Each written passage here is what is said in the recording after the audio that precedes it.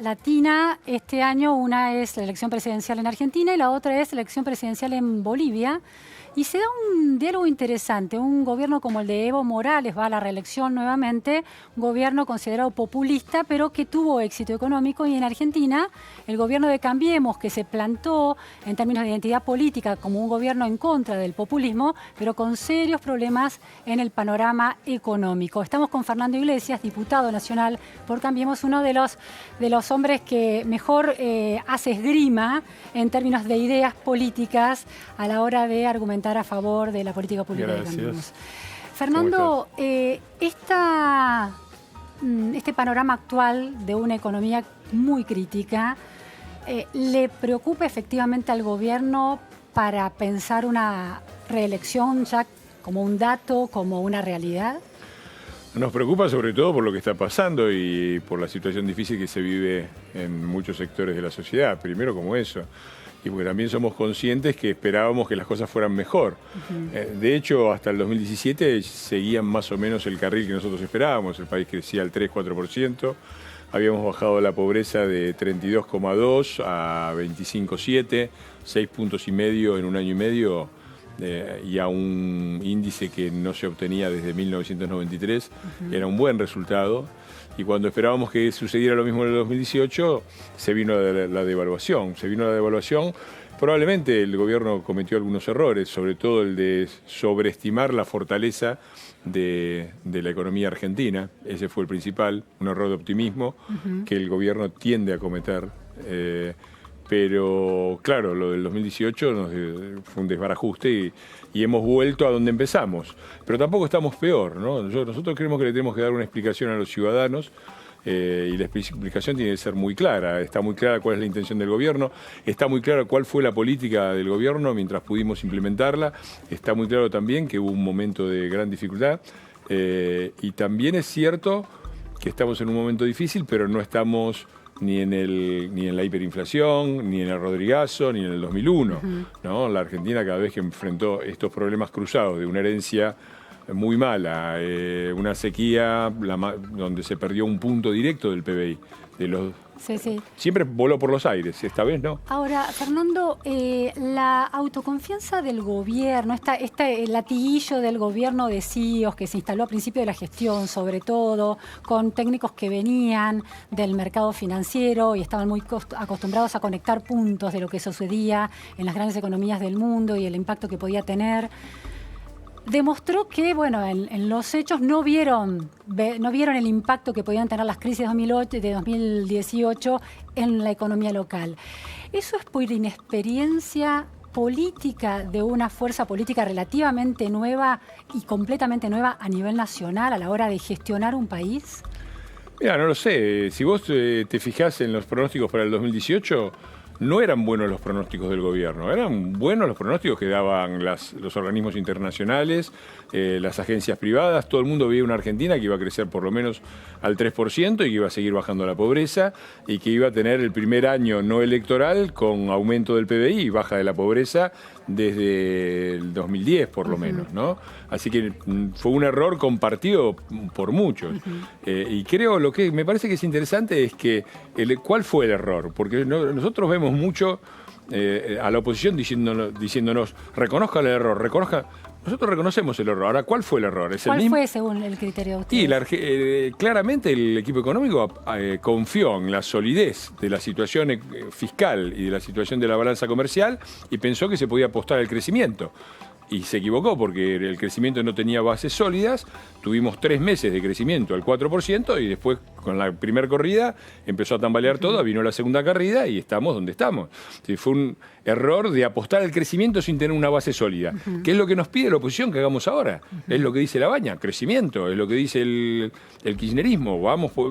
En realidad el gobierno lo que está haciendo ahora, y muy razonablemente, es establecer bases sólidas, es decir, terminar con el déficit fiscal, es decir, con un Estado que gasta más de lo que ingresa, terminar con el déficit comercial, un país que consume más de lo que produce, terminar y aplicarse a dar vuelta a los grandes déficits que por 7 décadas llevaron a la Argentina a la decadencia. Déficit infraestructural. Estamos haciendo una inversión en infraestructura como no se hizo. Déficit institucional, lucha contra la mafia, lucha contra la impunidad, ruptura del cártel de la obra pública y déficit energético, que también nos habían dejado en la lona y se ha hecho una gran inversión a través de Vaca Muerta y se está revirtiendo. Entonces, estamos apostando a más que poner un piso más en la casa, a que los fundamentos estén fuertes. Y después serán los ciudadanos los que decidan en octubre. Ahora, ¿no? el déficit fiscal, hay grandes cuestionamientos acerca de que en realidad no se torció tanto el rumbo y en esos términos, en cuidar las cuentas públicas y en el gasto por parte del Estado, que se pudo haber hecho de una manera más contundente, más racional, encarar esa idea del déficit cero. Bueno, con el diario El Lunes, como se dice, es posible. Ahora, la pregunta es que hay también una racionalidad política, ¿no? Yo estoy viendo lo que pasa el jueves. Otra vez, sesión pedida por la oposición para todas medidas demagógicas, basta congelar tarifas, volver para atrás con las tarifas, todas cosas que obviamente si las aplicáramos nos llevarían inmediatamente a una devaluación y a un crack. Y veo también a los movimientos piqueteros, otra vez una movilización, otra vez esta combinación, ¿no? Porque es la misma. Nosotros, por ejemplo, fuimos a una fórmula más razonable con respecto al tema de diputados y casi nos linchan en el Congreso, ¿no? Y fuimos por ejemplo, nos dicen, hay que reformar el mercado laboral. El gobierno llevó una propuesta. La CGT la apodó por todos lados, la oposición metió la mano. El proyecto que teníamos era mucho más débil que el original del gobierno y ni así se pudo aprobar. Ahora, entonces, sí. Cuando a mí me parece lógico decir, bueno, deberían haber bajado más rápido el déficit. El problema es, ¿tenemos el poder político? Porque este es un gobierno, Luciana, esto es una cosa que yo creo que el votante de Cambiemos tiene que entender. Este es un gobierno sitiado que maneja a duras penas el Poder Ejecutivo. Hay mayoría peronista en el Senado, mayoría peronista en la Cámara de Diputados. ¿Por qué manejas a duras penas el Poder Ejecutivo? Y porque es muy difícil. Porque eso es propia tropa el Poder Ejecutivo. No, está bien, pero vos en el Poder Ejecutivo estás limitado también por lo demás, porque vos ponés, por ejemplo, DNU, ¿no? El gobierno manda el DNU de extensión de dominio, o un proyecto de ley, de extinción de dominio, que lo mandan en el año 2016. Te lo bloquean, te lo patean, te lo cambian, te lo devuelven. Después manda el DNU. Ya lo voltearon en la comisión bicameral. Y ahora van a intentar voltearlo definitivamente en diputados y en el Senado. Entonces vos tenés un gobierno que tiene Senado peronista, diputados peronista, Corte de Justicia, mayoría peronista, sindicatos peronistas, movimientos piqueteros peronistas, el Papa peronista. Digo, es un gobierno con un poder político exiguo, no se pueden hacer maravillas. Ahora, tampoco. a ver, hay muchas cosas para preguntarte a partir de esa respuesta. Por un lado, la imposición... Asumieron con un dato de la realidad que era un gobierno que tenía minoría en el Poder Legislativo. Eso estaba claro, ¿no? En el Legislativo, en las provincias... Sí, no, pero empecemos por el Poder Legislativo. Ahora, mientras que el primer año de gestión, 2016... parecía el gobierno de consenso noruego, un gobierno escandinavo, por el diálogo interesante que había entre las mayorías y las minorías en el Congreso, y la figura de Monzó fue muy clave en ese sentido. 2017, con las elecciones legislativas, se volvió a la polarización. Entonces pareciera que en el gobierno hay dos estrategias. Se polariza cuando hay elecciones y al gobierno lo marcan los estrategas electorales, pero no se logra gobernar con esto que Monzó planteaba, la rosca en el mejor sentido de la palabra, que es construir políticas públicas con las mayorías. Entonces, ¿cómo se hace para tener conciencia de que ese es minoría y ser gobierno y ganar elecciones? Porque ese es el dato de la realidad, ¿no? Bueno, pero vos haces una atribución de que es el gobierno el que cambia la estrategia. La verdad es que no. En el 2016, en la primera parte del 2016, hubo consenso y se sacaron muchas leyes. Eso es cierto y hay una relación razonable con todo un sector del Frente Renovador y del peronismo racional. Eso se terminó antes de fin de año, cuando vinieron con la famosa foto de Camaño, Vicky Donda, todo el Frente Renovador, y era por el tema de ganancias, después fue con el tema de tarifas. Es decir, acá el que cambia cuando viene el año electoral no es el gobierno. El gobierno le sigue interesando poder sacar leyes y que el Parlamento se aprueben leyes. Al que no le interesa es al peronismo, que se pone en una actitud confrontativa. Para mí errada, porque lo pagaron muy caro. Los que hicieron eso desaparecieron del mapa como dirigentes políticos. Y nosotros, desde luego, que estamos a favor del consenso. El problema es que, ¿cómo se hace? Mira, te doy un ejemplo legislativo.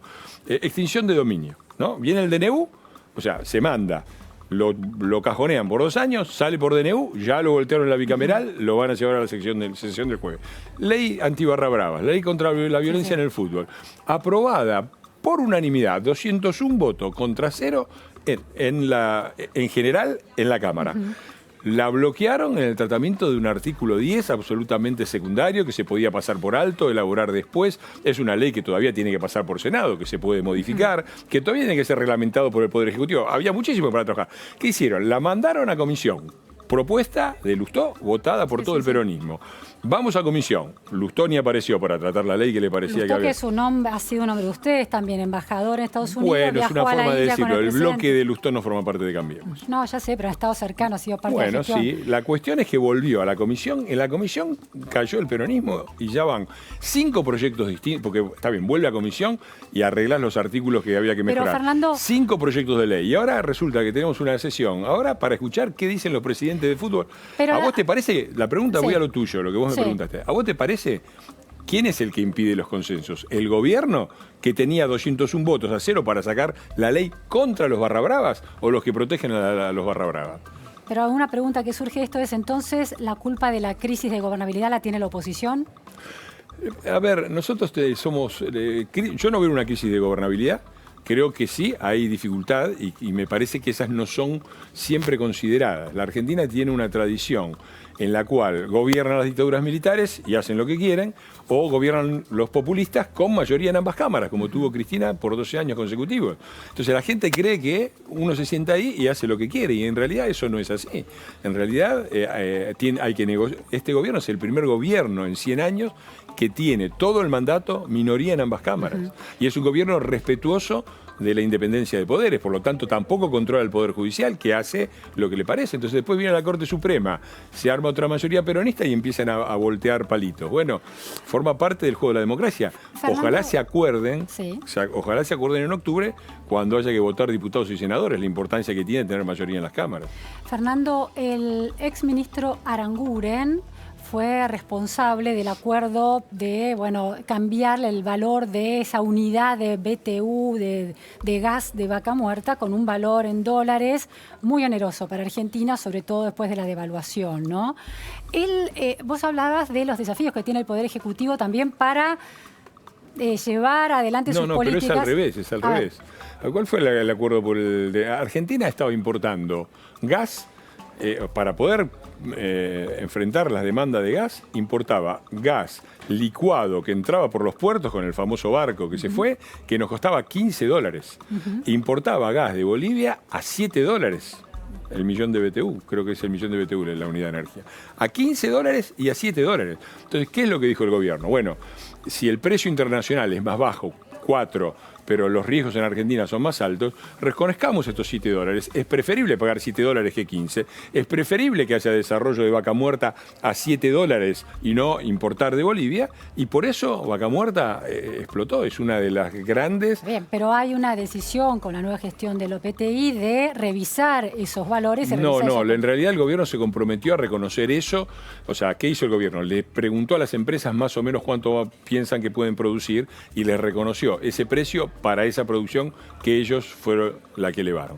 Ahora, resultó que Vaca Muerta tiene una productividad aún mayor de la esperada, se produjo bastante más que lo esperado, y eso tiene que ir a un precio normal, o sea, el subsidio... Ahí hay un debate, las empresas dicen que eso viola los contratos, bueno, y el gobierno sostiene que y fuentes del gobierno, off the record, reconocen que hay un cierto enojo con Aranguren por haber puesto esos valores. Yo no creo que haya ningún enojo, me parece que es razonable, era razonable desarrollar Vaca Muerta, desarrollar la energía argentina, apostar por el futuro, en vez de seguir importando gas a precios más caros.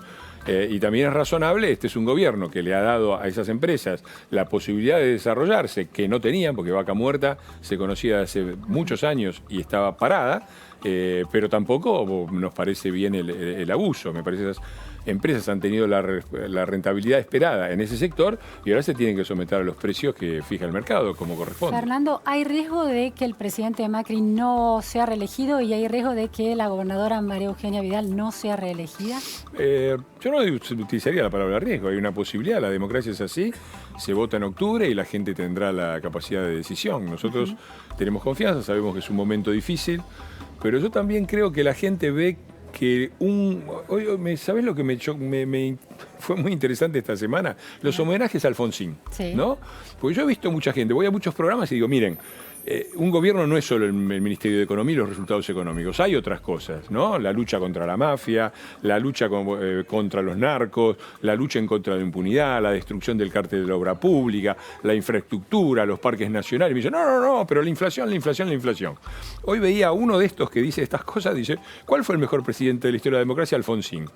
Digo, No, la inflación no fue un logro de Alfonsín, claro. Pero hoy le reconocemos a Alfonsín que fue un gran presidente, ¿no? A pesar de que la economía no anduvo bien. Nosotros no estamos en la hiper, primero aclaración. Estamos en una situación económica difícil, pero yo creo que esta gestión es muy buena en toda, pero muy, muy buena, con puntas de excelencia en muchos temas. Lucha contra el narco, infraestructura, fin de la impunidad.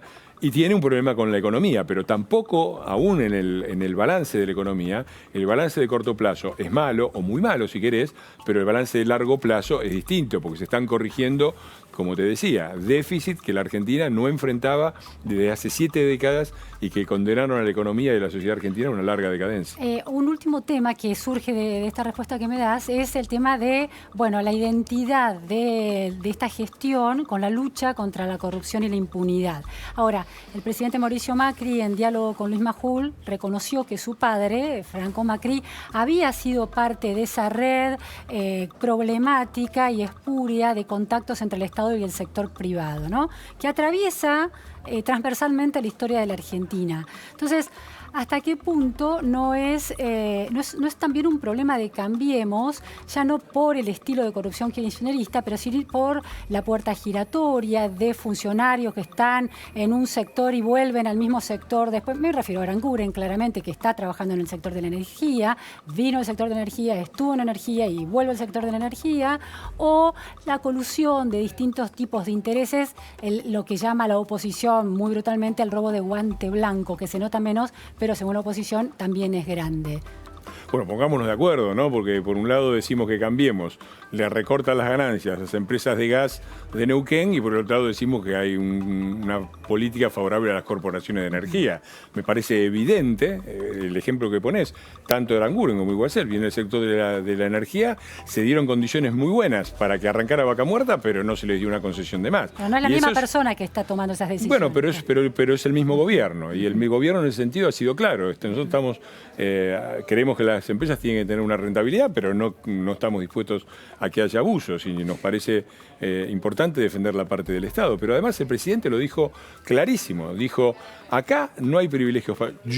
Si se necesita, yo tengo que ser investigado. Están siendo investigados miembros importantes de mi familia, mi primo, el hermano, no sé, y está bien que así sea, y la justicia tiene que tener todo perfectamente y tiene derecho a que los funcionarios demos explicaciones. Es una política muy clara con respecto al fin de la impunidad, y eso es un logro histórico para la Argentina. Yo escucho a veces críticas el otro día escuchaba críticas con respecto al tema de justicia por unas declaraciones de Carrió de si dijo esto, no dijo lo otro. A ver, yo creo que no solamente nunca hubo tantos corruptos presos como en este momento, sino que debe haber más corruptos presos en este momento que en toda la historia argentina. Porque yo te digo que me nombres 20 políticos corruptos presos, no vas a encontrar. Ahora, ¿eso es un logro del Poder Ejecutivo o es un logro del Poder Judicial? Porque hay división de poderes en Argentina. Exactamente, eso es el logro del Poder Ejecutivo es dejarle las manos libres a la justicia para que investigue, a todos, hasta la familia del presidente y al propio presidente. Y el Poder Judicial ha hecho, con altibajos, no todo es perfecto. Los jueces son los que los dejaron y los designaron ellos. En ese esquema, con los jueces que nos dejaron, hay total independencia, y creo que es un milagro que por primera vez los grandes empresarios tengan que dar explicaciones. Es un milagro que se haya destruido dos de los cárteles que más daño le hicieron al Estado argentino, que es el cártel de la obra pública y el de los medicamentos.